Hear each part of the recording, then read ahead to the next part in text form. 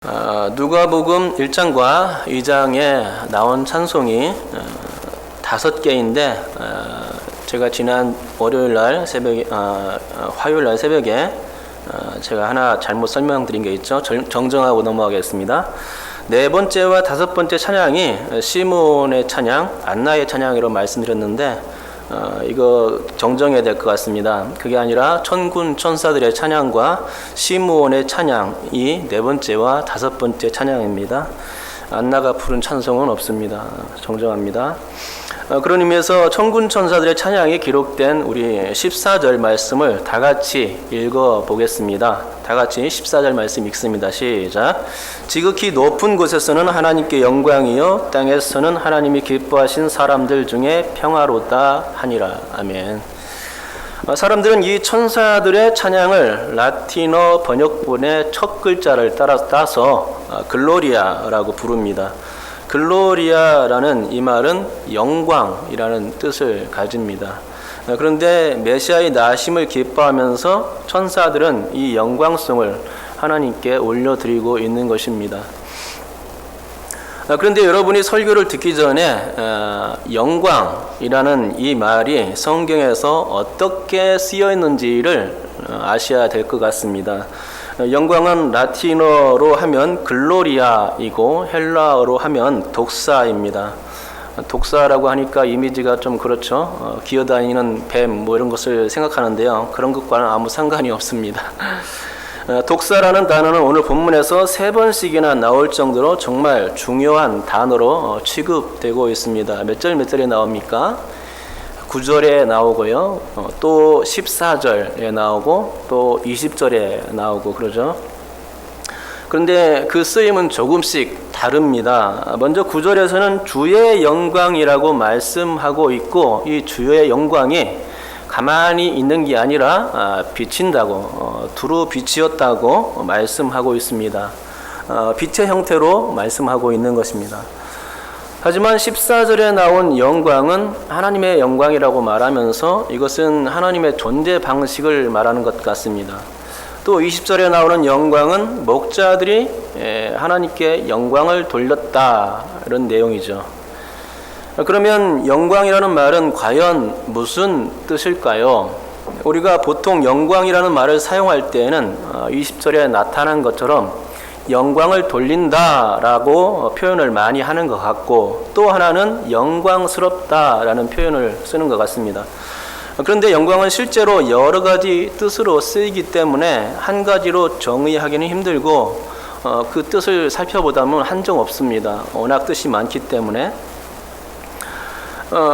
그래서 한 가지로 정의하기는 힘들다는 얘기인데요. 제가 이렇게 설교하면서도 이 영광이라는 뜻을 제대로 설교하는지 의심이 들 정도로 정말로 어려운 단어입니다.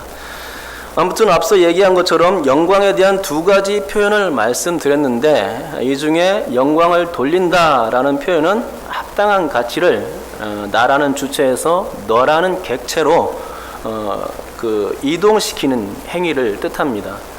또한 영광스럽다라는 이 표현은 가치의 이동이 아니라 스스로가 발산하는 가치 혹은 진가를 의미합니다. 스스로 갖고 있는 이 가치가 크고 놀라울 때 영광스럽다라고 말하는 것이죠. 여러분 여기까지 이해가 되셨습니까? 돌린다라는 말은 그러니까 쉽게 말해서 내가 너에게 주는 것입니다. 내가 너에게 주되 최고의 정성을 다해서 주는 행위를 영광 돌린다라고 말하는 것이죠. 또 스럽다라는 말을 한마디로 말하면 자체 발광 이 정도로 말할 수 있을 것 같습니다. 곧 스스로 빛나는 상태를 영광스럽다라고 말하는 것입니다.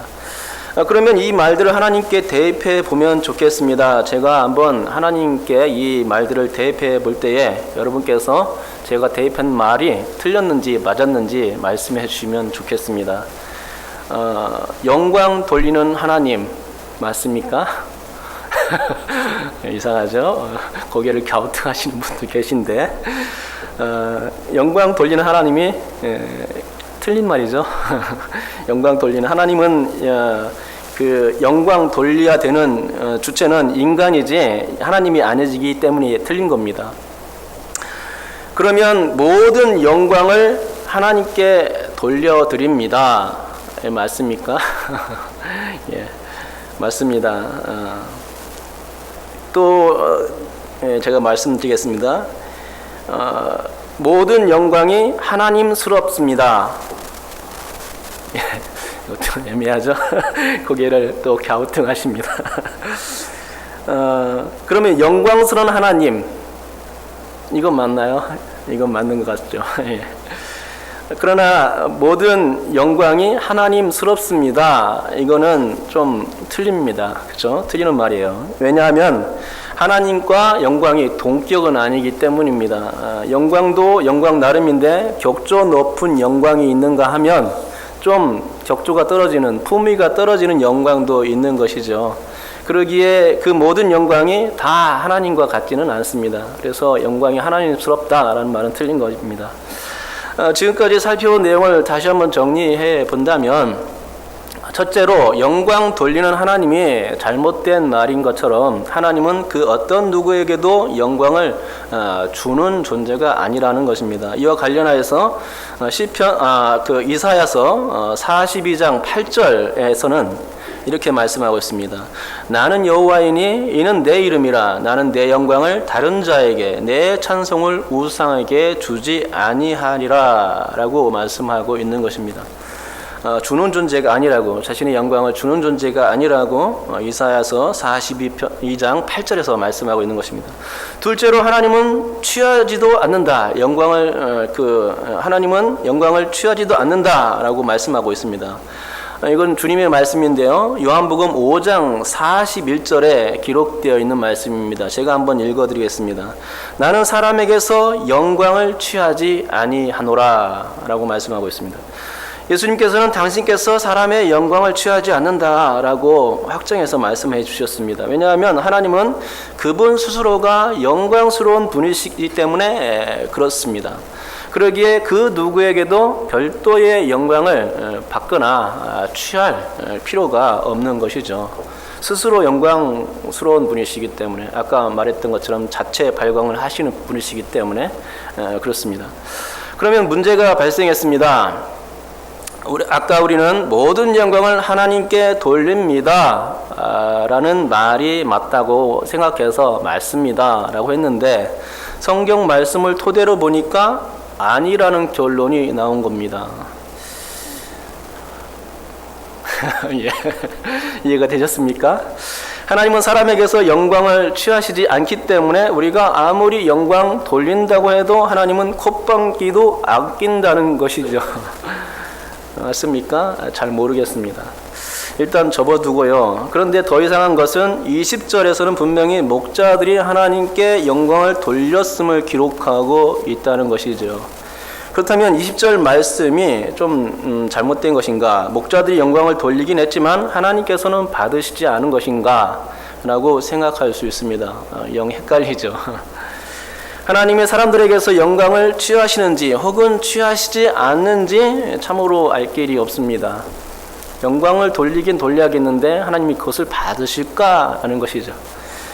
그런데 더 이상한 것은 하나님께서 영광을 받으신다는 말씀이 성경에 많이 나오는 게 문제입니다. 우리 다 같이 한번 그 요한계시록 4장 9절과 11절을 10절만 건너뛰고 2절만 한번 읽어보겠습니다. 요한계시록 4장 9절과 11절 말씀입니다. 두 구절을 연결해서 읽어보도록 하겠습니다. 찾았습니까? 우리 같이 한번 두 구절 읽겠습니다. 시작. 그 생물들이 보좌에 앉으사 세세토록 살아계시는 이에게 영광과 존귀와 감사를 돌릴 때에 우리 주 하나님이여 영광과 존귀와 권능을 받으시는 것이 합당하오니 주께서 만물을 지으신지라 만물이 주의 뜻대로 있었고 또 지으심을 받았나이다 하더라. 아멘. 9절은 천사들이 하나님께 영광 돌리는 것으로 기록되어 있죠. 그리고 11절은 어떻습니까? 장로들이 하나님께 영광을 돌린다는 말 없지만 영광을 돌렸을 겁니다. 그러니까 받으시겠죠. 영광을 돌릴 때에 받으시는 것으로 되어 있습니다. 그러니까 이 두 구절을 통해서 우리는 천사들이나 사람들이 하나님께 영광을 돌릴 때에 하나님이 그의 합당한 영광을 받으신다는 그런 결론을 얻을 수 있는 것입니다. 또 찾아보겠습니다. 데살로니가 후서 데살로니가 후서가 맞는지 모르겠네요. 한번 제가 찾아보겠습니다. 데살로니가 후서 1장 10절입니다.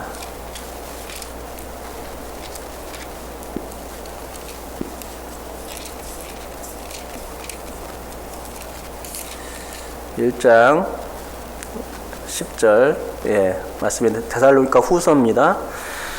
1장 10절 말씀을 우리 다 같이 한번 읽어보겠습니다. 가로친 거는 제하고 한번 읽겠습니다. 시작. 그 날에 그가 강림하사 그의 성도들에게서 영광을 받으시고 모든 믿는 자들에게서 놀랍게 여김을 얻으시리니. 아멘. 10절 말씀도 하나님이 성도들에게서 영광을 받으신다고 말씀하고 있죠. 아까 읽었던 계시록의 말씀과 다를 바가 없는 말씀입니다. 그러면은 그 다음 구절에 있는 12절도 우리 한번 같이 읽어보겠습니다. 읽겠습니다. 시작.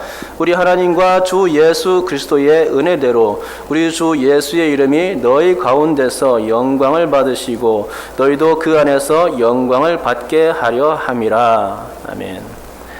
이 말씀에서는 두 가지를 한꺼번에 말씀하여 주고 있습니다. 첫째는 하나님께서 성도들에게서 영광을 받으신다라는 내용이 있고요. 두 번째는 주 예수 그리스도 안에서 너희도 영광을 받게 된다, 영광을 주신다라는 내용이 함께 기록되어 있는 것입니다. 제가 아까 읽어드렸던 이사야서 42장 8절에서는 분명히 나는 내 영광을 다른 자에게 혹은 내 찬송을 우상에게 주지 않겠다라고 기록하고 있는데, 방금 읽은 요한계시록이나 데살로니가 후서에서는 이와는 정반대로 말씀하고 있는 것을 보게 되는 것입니다. 이 말씀에서는 하나님이 영광을 주시는 것으로 나오고 있죠. 또 받기도 합니다. 그러니까 헷갈립니다. 성경이 이랬다 저랬다 하는가. 하지만 성경은 절대 진리가 있는 기록된 말씀이기 때문에 이랬다 저랬다 할 수가 없겠지요. 성경은 거짓말하거나 기분 내키는 대로 이렇게 기록된 책이 아닙니다. 기분 내키는 대로 적어놓게 되면 성경책은 더 이상 성경책이 아닙니다. 그럼 영광의 문제, 이것에 대해서 어느 장단에 맞춰야 할까요? 정리 한번 해보도록 하겠습니다. 하지만 여러분, 그렇게 고민하지 않아도 될 것 같습니다. 성경은 단 하나의 진리만을 선포하고 있기 때문입니다. 제가 다시금 정리를 할 테니 잘 들어보시기 바랍니다. 첫째로, 하나님은 당신 스스로가 충족한 분이시기에 사실상 그 어느 누구에게도 영광을 받으실 필요는 없습니다. 그건 맞습니다. 사람에게서든 천사들에게서든 영광을 취할 이유는 따로 없습니다. 둘째로, 하지만 하나님은 기뻐하시는 존재들에게서는 기꺼이 영광 받으시고 또 영광을 주시기도 합니다. 기뻐하시는 존재가 중요한 겁니다. 요한계시록과 데살로니가 후서의 말씀이 그러니까 그것도 맞는 것입니다. 셋째로, 그러면 요한복음 5장 41절과 이사야서 42장 8절 말씀은 그럼 잘못된 말씀일까? 그렇지도 않습니다. 이 두 구절은 문맥을 잘 살펴봐야 이해가 가는데 이 두 구절 모두 부정적인 문맥으로 사용되고 있음을 알게 되는 것입니다. 그래서 오해하기 쉬운 구절이라는 것이죠. 우리 직접 찾아보는 것이 이해를 돕는 데 좋을 것 같습니다. 먼저 요한복음 5장, 요한계시록이죠. 요한복음이죠. 요한복음 5장 40절부터 42절까지 한번 찾아보겠습니다. 요한복음 5장 40절부터 42절까지입니다.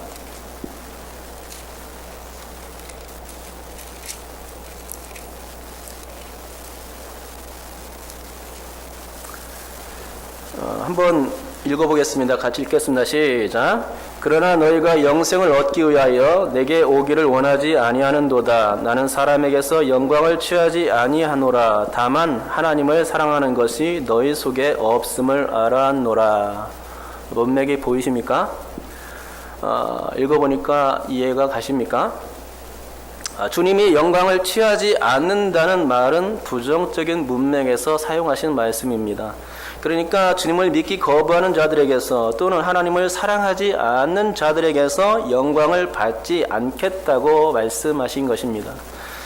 그러니까 41절만 딱 떼어놓고 보면 오해하기 좋은 그런 구절이라는 말이죠. 이단들이 바로 이러한 방법으로 어느 한 구절만 끄집어내어서 속일 때가 많은데 우리는 반드시 문맥을 살펴봐야 하는 것입니다. 한 군데 더 찾아보겠습니다. 이사야서 42장 8절 말씀입니다. 이사야서 42장 8절 말씀.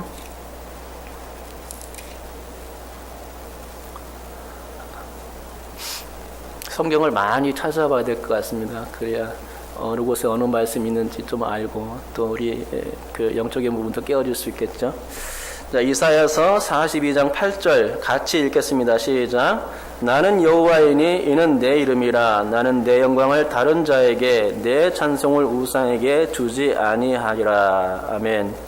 이 말씀도 부정문입니다. 그리고 우상에게 주지 아니한다고 했으니 우상은 바로 앞에 나온 다른 자와 대꾸를 이루고 있으므로 우상이 하나님과 적대적 이미지라면 다른 자 또한 적대적인 이미지인 것이죠. 절대로 다른 자나 우상이 하나님이 기뻐하시는 존재는 아니라는 것입니다. 그래서 하나님께서 당신의 영광을 주지 않겠다고 선언하신 것입니다.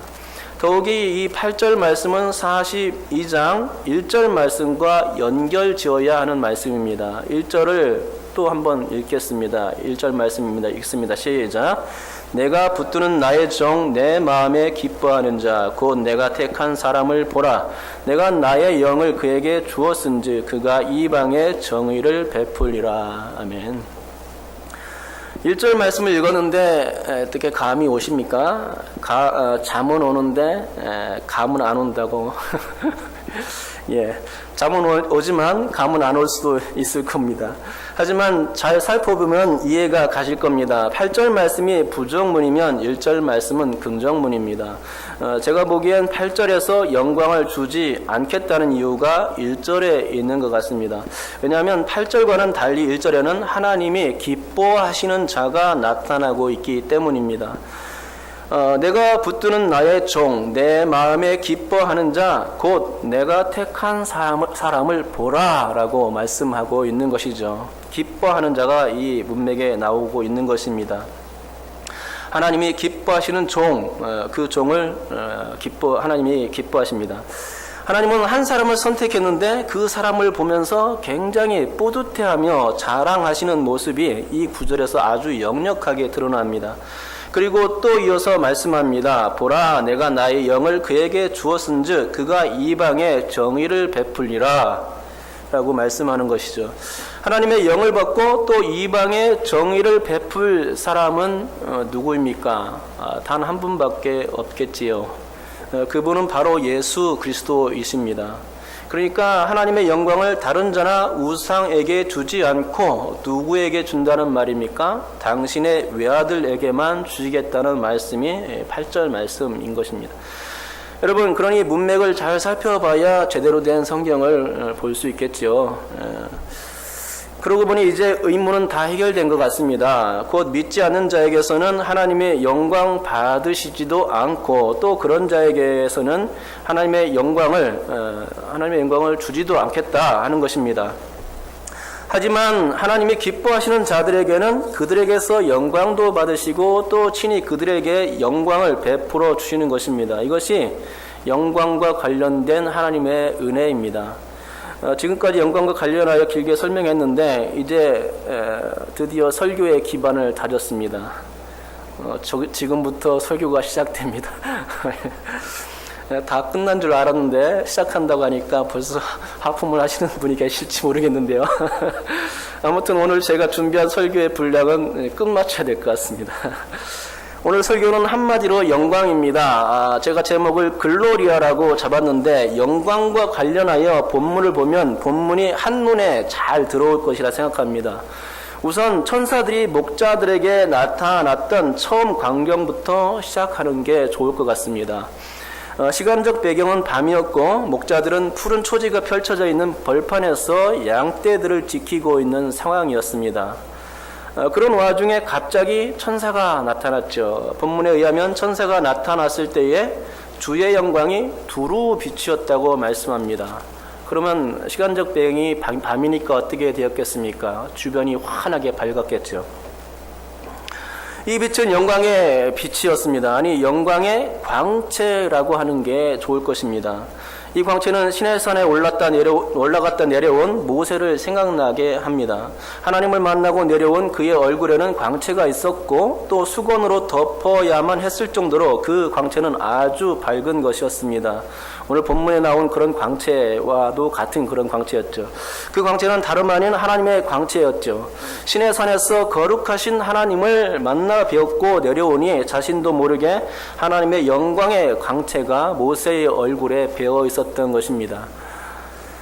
또한 변화산상에서의 주님의 모습을 떠올릴 수도 있을 것 같습니다. 주님은 변화산에 올라가 변형되셨는데 마가복음에서는 이것을 되게 우습게 표현하고 있습니다.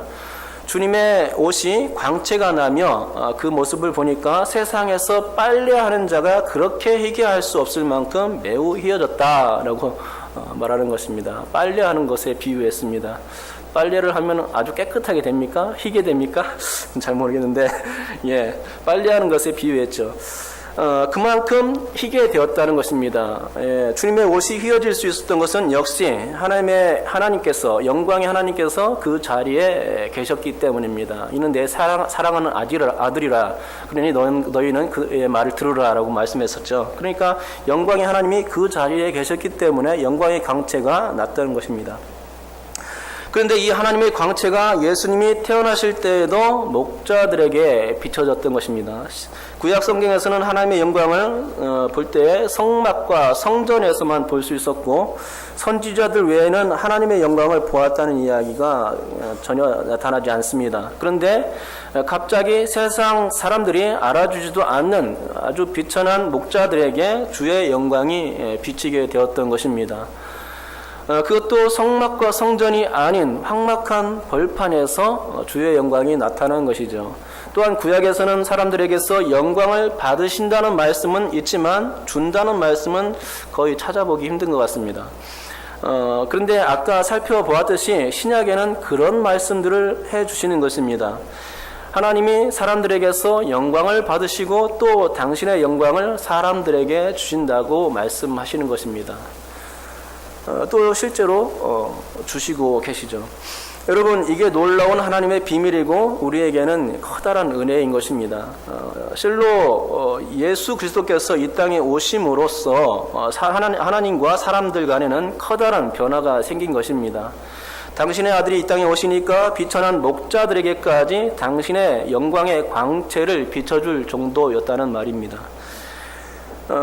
낮고 천한 사람들에게 아주 그 세상에서 천시 여기는 그런 사람들에게 영광의 광채를 비춰줄 게 뭡니까? 그런데 하나님은 그 천한 목자들에게 나타나서 영광의 광채를 비춰주신 것이죠.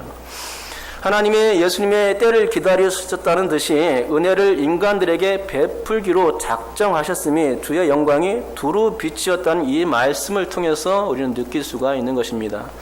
빛이 얼마나 밝았던지 주의 광채가 비치자 목자들이 무서워할 정도였습니다. 대낮같이 갑자기 환해지니까 무서웠겠죠. 그동안은 암흑과 같았는데 그랬습니다. 실제로 그 당시에는 암흑과 같았습니다. 하지만 그리스도께서 오시는 날 주님의 광채가 세상에 비치기 시작한 것입니다. 그러기에 본문의 광채는 예수께서 오심으로 이 세상에 어둠이 물러가고 있음을 암시적으로 보여준 사건이라 보여집니다. 요한복음 1장에서는 예수 그리스도가 생명으로 소개되고 있고 이 생명은 사람들의 빛이라고 말씀하지 않습니까?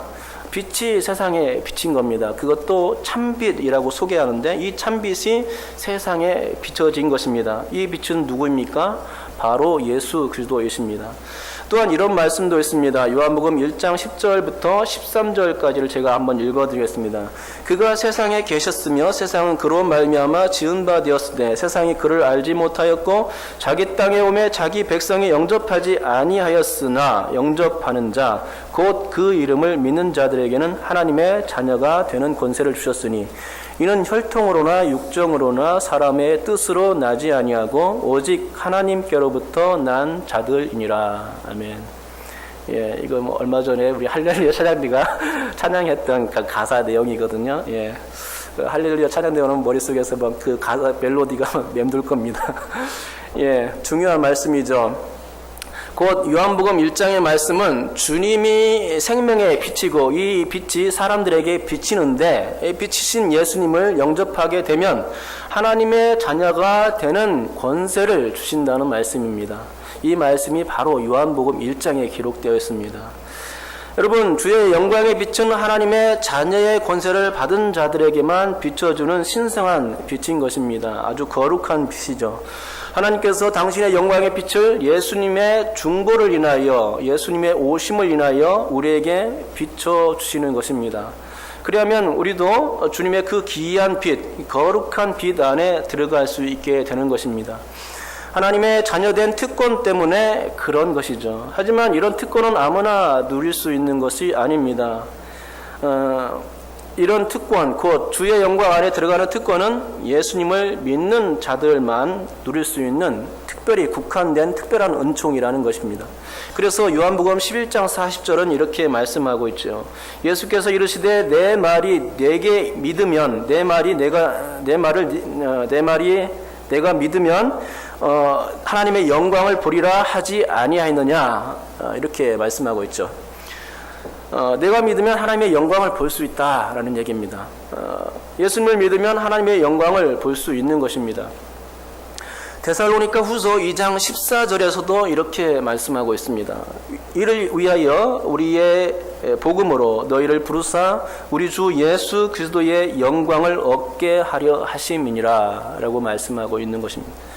이 말씀에 의하면 예수님을 믿으면 하나님의 영광을 보는 것을 넘어서 그것을 얻게 된다고 말씀하는 것입니다. 그렇습니다. 중간 정리를 해보면 우리는 예수님을 믿게 되었고 하나님의 자녀가 되는 권세를 얻게 된 것입니다. 뿐만 아니라 하나님의 자녀의 특권을 받은 우리는 하나님의 영광을 볼 수 있는 자격, 누릴 수 있는 자격이 된 것입니다. 그리고 그 영광을 얻고 누리는 존재가 되었다는 것이죠. 세상에는 해의 영광이 있고 달의 영광이 있고 별의 영광이 있습니다. 수많은 영광이 있다는 말인데 그 영광들을 등급을 매긴다면 천차만별일 것입니다. 별보다는 달보다는 해의 영광이 더 큰 것이죠.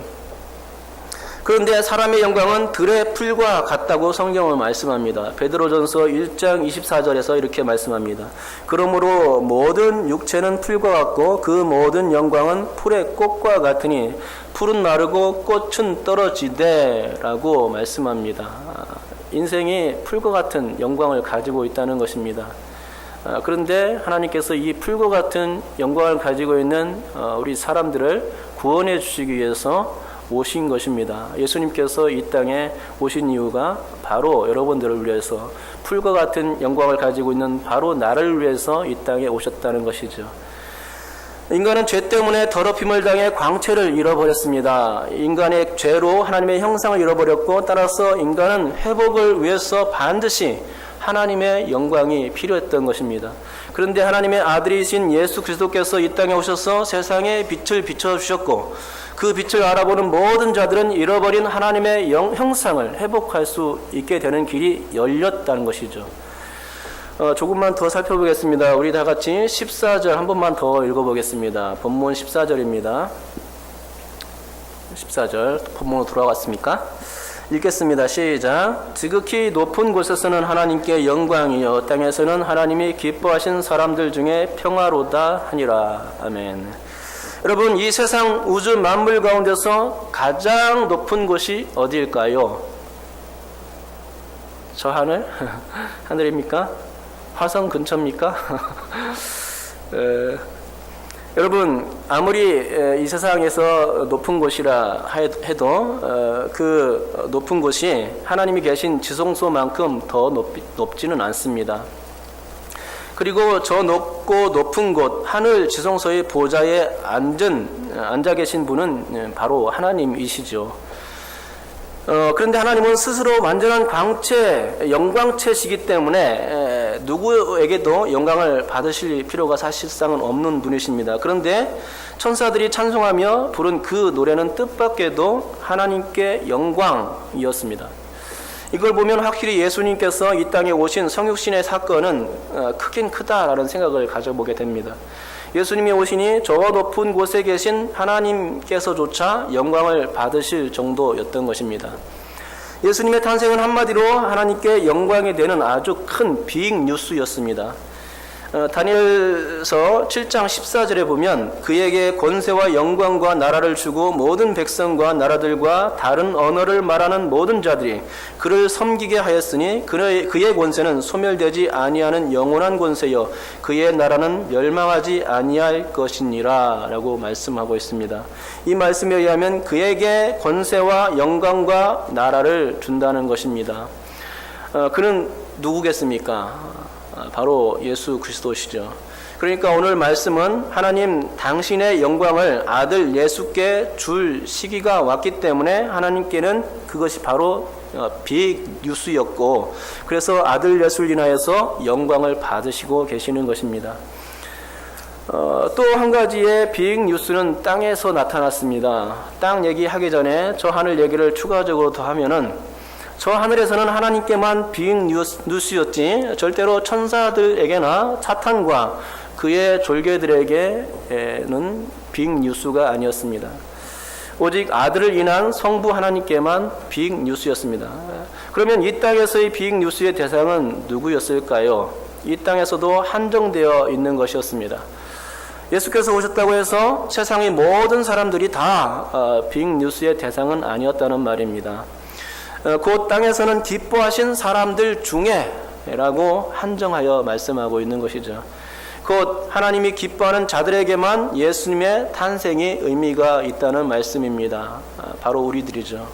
주님을 사랑하는 자들, 주님을 믿고 신뢰하고 하나님을 믿는 자들, 이런 자들에게만 땅에서 기쁠 수 있는 것입니다.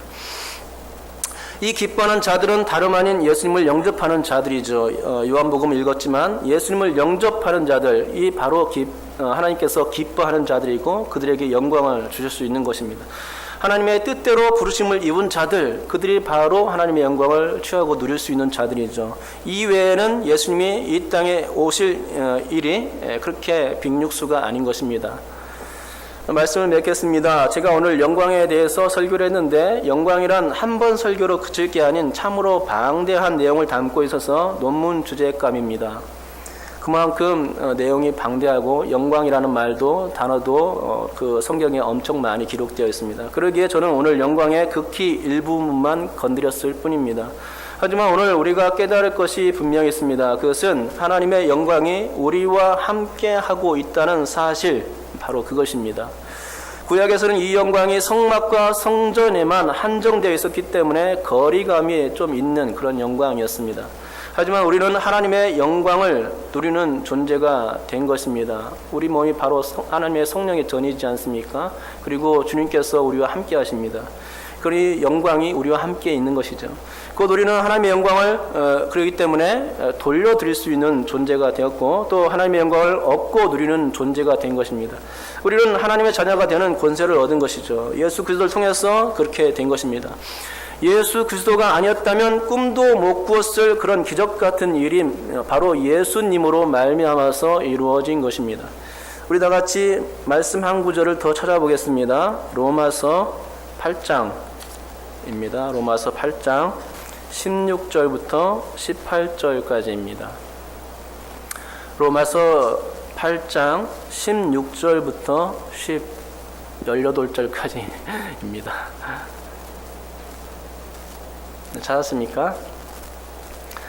우리 같이 한번 읽어보겠습니다. 읽습니다. 시작. 성령이 친히 우리의 영과 더불어 우리가 하나님의 자녀인 것을 증언하시나니 자녀이면 또한 상속자 곧 하나님의 상속자요 그리스도와 함께한 상속자니 우리가 그와 함께 영광을 받기 위하여 고난도 함께 받아야 할 것이니라. 생각하건대 현재의 고난은 장차 우리에게 나타날 영광과 비교할 수 없도다. 옛날 성경에서는 좋기라는 말이 거기 들어갔는데 좀 빠져있대요. 영광과 좋기 비교할 수 없도다. 옛날 성경에 이렇게 기록되어 있습니다. 이 말씀은 영광 이면에 고난이 있다는 말씀입니다. 하지만 고난은 장차 나타날 영광과는 비교할 수조차 없다는 말씀입니다. 그런데 오늘 목자들이 예수님의 탄생을 기뻐하며 하나님께 영광 돌리고 찬송하며 돌아갔지만 과연 그들이 장차 나타날 영광에 대해서 알고 있었을까? 우리가 하나님의 영광에 들어가는 그날의 영광의 어떠함을 그들이 바로 알고 있었을까? 그것을 그들은 몰랐을 것입니다. 그렇습니다. 목자들은 몰랐지만 우리는 성경 말씀을 통해서 그나마 알 수 있는 것입니다. 이 암 때문에 비록 우리는 세상에서 믿는 자로서 당하는 고난을 결코 피할 수는 없겠지만 그래도 우리가 누릴 장차의 영광이 있기 때문에 힘이 나고 소망이 있는 것이죠. 그러므로 성도 여러분, 하나님의 영광이 목자들에게 비춰졌다는 이 사실을 다시금 묵상할 수 있기 바랍니다. 당시 양을 치는 일은 여러 가지 비천한 일에 속하는 그런 직업이었습니다. 또 목자라는 직업을 가진 자들은 구계자로 여겨졌고 또 도시에 들어오는 것조차 허용되지 않았다고 합니다. 왜냐하면 양 치는 자들이 도적질을 하는 경우가 매우 잦았기 때문입니다. 다행히 예수께서 마구간에 나셨기 때문에 그들이 찾아갈 수 있었던 것이죠. 사회적 계급으로 볼 때에 그들은 최하위 계층의 사람들이었습니다. 그런데 그런 사람들에게 주의 영광이 비춰진 것이고 또 그런 사람들 통해서 메시아의 탄생에 영광받게 하신 것입니다. 우리가 사는 세상에서는 고난이 있고 목자들의 상황과 크게 다를 바가 없습니다. 더군다나 우리는 예수 믿는 이유 때문에 고난도 함께 겪어야만 하는 사실입니다. 하지만 비천한 목자들에게 주의 영광이 비춰졌듯이 우리에게는 하나님의 영광이 있고 장차 올 영광은 좋게 비교할 수 없는 영광이 있다는 사실에 힘을 얻을 수 있기를 바랍니다. 그러기에 예수 믿는 것이 그분께 영광 돌리는 일이 잘하는 일임을 깨닫기를 바랍니다. 목자들은 영광의 의미도 모르고서 영광을 돌렸겠지만 우리는 알기 때문에 더욱 우리의 삶에서 주님께 영광을 돌릴 수 있어야만 하겠습니다. 여러분께서 우리의 알을 가지고 주님께 영광을 돌릴 수 있기를 주님의 이름으로 축복합니다. 기도하겠습니다.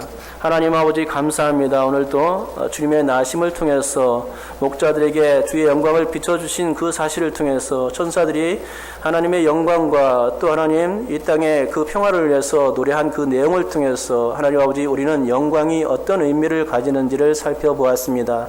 하나님 아버지 우리는 정말로 이 세상에서 많은 고난을 당할 수 있습니다. 예수 믿는 것 때문에 더 많은 고난을 당할 수 있습니다. 하지만 성경은 말합니다. 이 땅에서의 고난이 장차 저 하늘나라에서 받는 그런 영광과 좋게 비교할 수 없다고 그렇게 말씀하고 있는 것입니다. 그러므로 우리가 이 시간 깨달을 것은 하나님 주님의 그 은혜 때문에 우리가 이제 주님을 영접함으로 말미암아서 하나님의 자녀가 되는 권세를 얻었고 또 하나님 주님께서 기뻐하시는 사람들이 되었다는 것에 대해서 자부심을 느끼게 도와주시옵시고 또 그것을 인하여서 주님께 영광 돌리는 삶을 살 수 있도록 인도하여 주시옵소서. 그것이 우리가 이 땅에 사는 동안 해야 될 일인 줄 믿습니다. 우리를 통해서 주님께서 홀로 영광 받아 주시옵소서. 예수님의 이름으로 기도드립니다. 아멘.